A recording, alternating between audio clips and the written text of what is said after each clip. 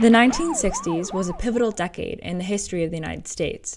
It was filled with war, protests, and violence, and created a political and social divide, sending the country into chaos.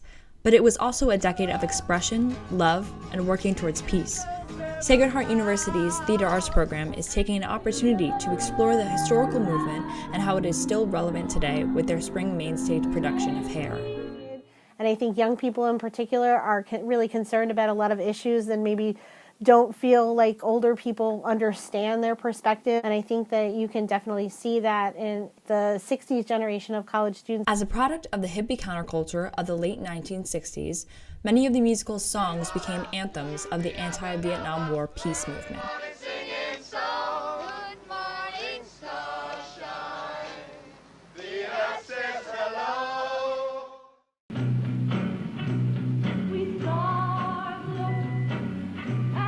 I'm one of the persons who actually saw it on Broadway.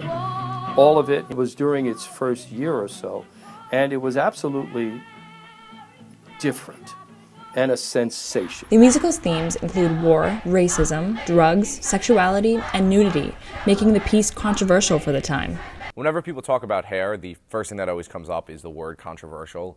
There are a couple scenes that, even when it was performed on Broadway in 1960s, were considered controversial, but if people are getting too caught up in those few minor scenes, they're going to really miss the bigger picture of the show. Sacred Heart University's Theater Arts program intends to join the public in exploring these themes of the 1960s. I'm excited to see it. I would be interested, though, in the reactions the week after, that what you'd see maybe in the Spectrum or what you'd see in some of the local papers.